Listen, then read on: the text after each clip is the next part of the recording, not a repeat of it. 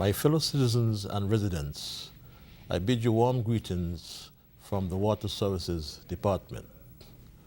World Water Day is celebrated annually on March 22nd as a means of focusing attention on the importance of fresh water and advocating for the sustainable management of this vital resource.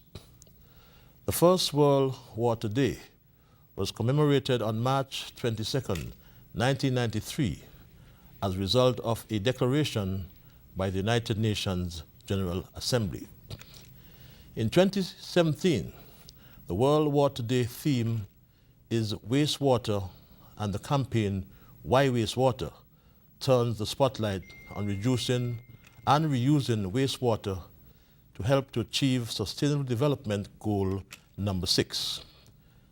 Target 6.3 of the Sustainable Development Goals, in part, requires us by 2030 to improve water quality by reducing pollution, eliminating dumping, and minimizing the release of hazardous chemicals and materials, along with reducing the proportion of untreated wastewater by 50%. There has always been a direct correlation between access to safe drinking water, proper treatment and disposal of wastewater, and human health. This is evidenced in St. Kitts and Nevis by our low infant mortality rate and decreasing incidences of water-related gastrointestinal illnesses among our population. This was achieved by providing universal access to clean drinking water, a program of disinfection of the Federation's water supply, and on-site treatment of wastewater. Wastewater is defined as liquid waste discharged by domestic residences, commercial properties, industry and agriculture, which oftentimes contain contaminants. Sewage is but one form of wastewater. Wastewater needs to be treated before it is discharged because of the potential negative impacts on the environment. These include the contamination of surface and groundwater resources, as well as recreational waters, for example, on our beaches. Domestic wastewater in St. Kitts and Nevis is traditionally treated on site by the use of septic tanks and soakaway pits. In the Frigate Bay and Southeast Peninsula areas, packaged sewage plants are common, as the soil type in that part of the island does not allow for the efficient operation of soakaway pits.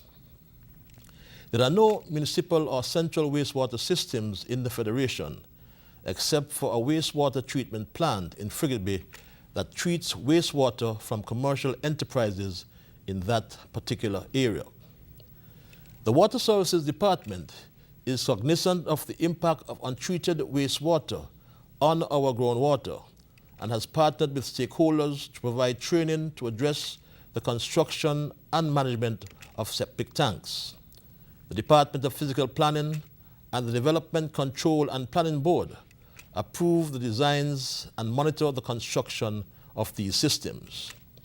The Department of Environment monitors the wastewater streams from commercial and domestic wastewater systems so as to ensure that they are properly managed, operated, and meet discharge standards to protect our underground freshwater resources, our marine environment, and ultimately the health of our population.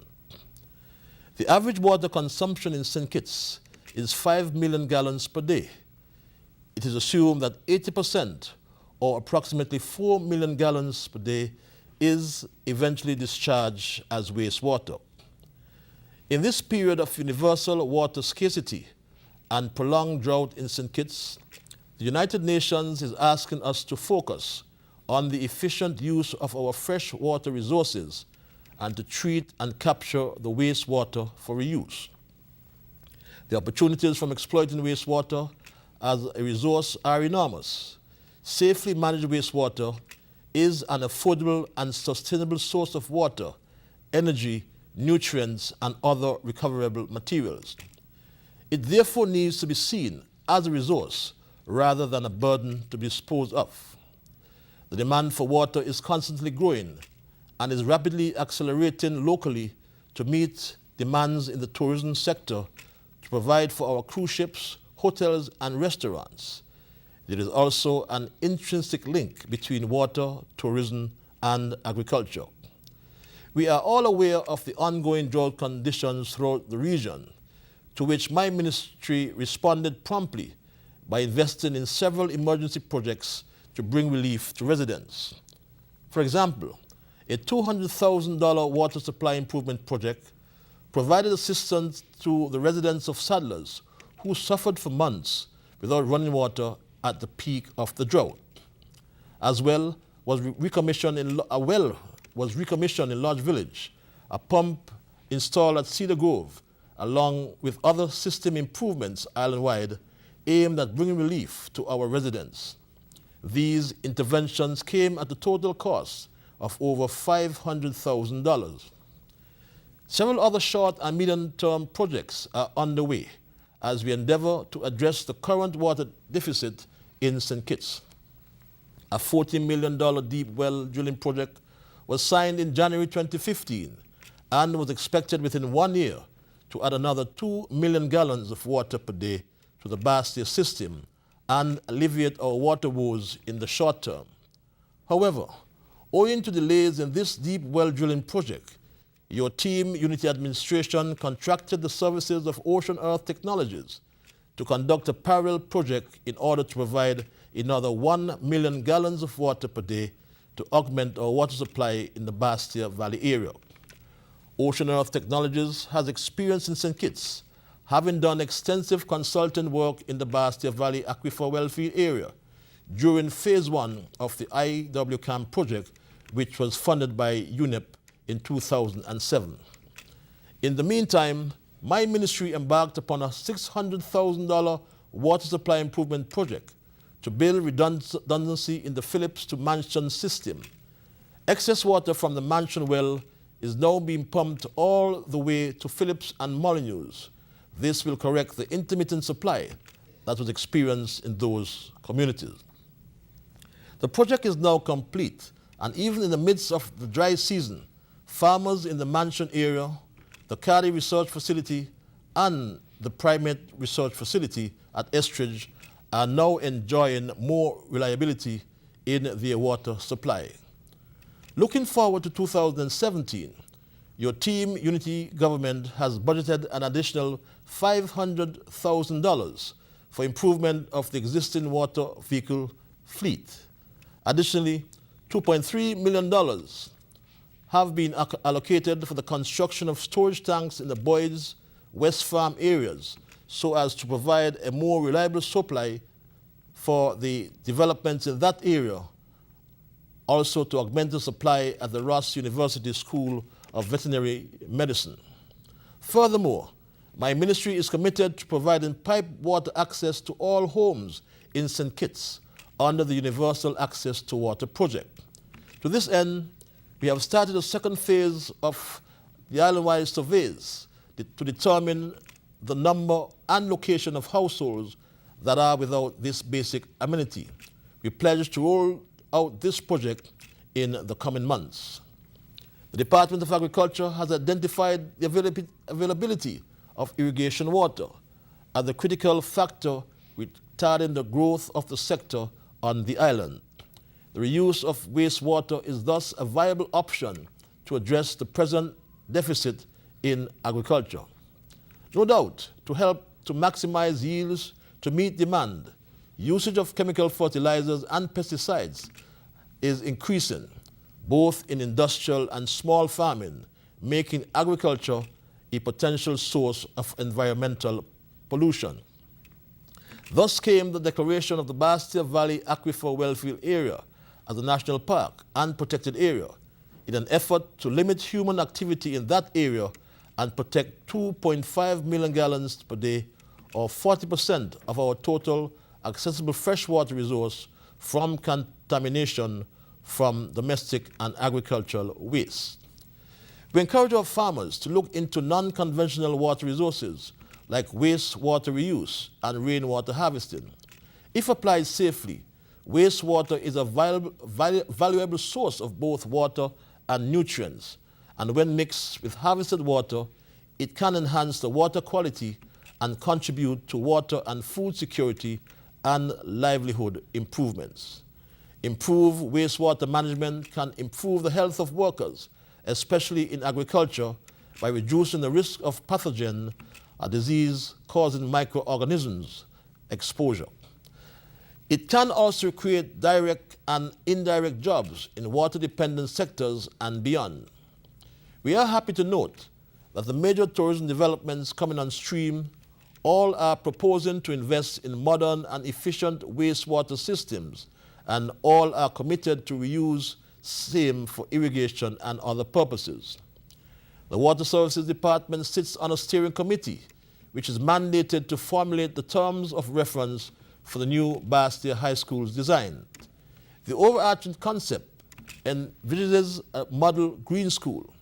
This school will sit on the fringes or downstream of the Bastia Valley Aquifer well field and will be a model school with all amenities to provide sustainable use of water and energy whilst allowing minimal impact on the aquifer.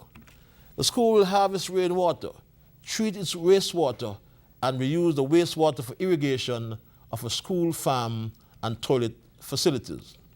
This model should allay the fears of residents of the potential negative impacts on the freshwater resources in the Bastia Valley Aquifer wellfield area. This year, the Water Services Department will be hosting a week of activities to celebrate World Water Day. The staff of the department will be engaging the communities by visiting both primary and secondary schools and appearing on local radio and television programs to discuss the importance of water in our daily lives during the week of March 22nd. We will discuss the opportunity to reduce our water use and set the parameters for the reuse of wastewater. On Wednesday, 22nd March, World Water Day, there will be a handing over ceremony of a fleet of 4 new vehicles to the Water Services Department. These vehicles will assist in the continuing replacement of the derelict fleet that for several years have negatively impacted upon staff response times and presented both health and safety risks for their occupants. For that reason, my ministry is proud that it has fulfilled its commitment to improving the conditions under which the Water Services Department's employees are transported to their work sites. This represents the second consignment of vehicles, as the first was handed over last year. It thus brings the total to 9 brand new vehicles that have been procured for the Water Services Department since the Team Unity administration was elected to office in 2015. As a part of World Water Week, there will be a roundtable discussion on ZIZ TV on Thursday, March 23rd. The topic for discussion is why wastewater in homes and businesses. Staff from the Water Services Department, accompanied by staff from other ministries and stakeholders and or private entities, will collaborate on an island-wide watercade on Saturday, March 25th. The objective of this activity is to highlight and promote the sustainable use of our water resources, including the option for reuse. 30-minute stopovers will be made in several communities in order to answer questions, also to interact with residents. I therefore encourage you not to use water wastefully. Implement water conservation practices in your household. Repair leaky taps and toilets. Report incidents of abuse or misuse of water, and report any visible leaks from pipelines or standpipes via telephone number 465-8000. I also implore you to catch rainwater for irrigating your gardens or to wash your vehicles. Pay attention to your waste disposal and remember to reuse wastewater. Pay your water bill and respect signage and rules established by the Water Services Department. When you open your taps today, think about where the water came from and the work it took to get it to you and your family, and how much of it can be recovered for other use, because many people worldwide are not as fortunate as we are here in the Federation. In closing, let me again remind you of the theme for this year's celebration of World Water Day on March 22nd. Wastewater, why wastewater? This is a call for action for all of us to work together to manage and utilize our water resources in a sustainable manner, also to consider wastewater as a critical and reusable link in the water cycle. Come and join us during our week of activities, and you will get to know more about how the sustainable management of this precious resource can lead to the sustainable island state we have pledged to create. Let us all work together to ensure that there will be an adequate supply of water for generations to come. We encourage you to bear with us during this period of drought, but do rest assured that we are working assiduously to address the current situation. We thank you for your patience and tolerance during this period, and do apologize for the ongoing service interruptions in Cairn, Keys, St. Peter's, and Basseterre and its environs, but you can be reassured that relief is around the corner. I thank you, and may God continue to bless this, our federation.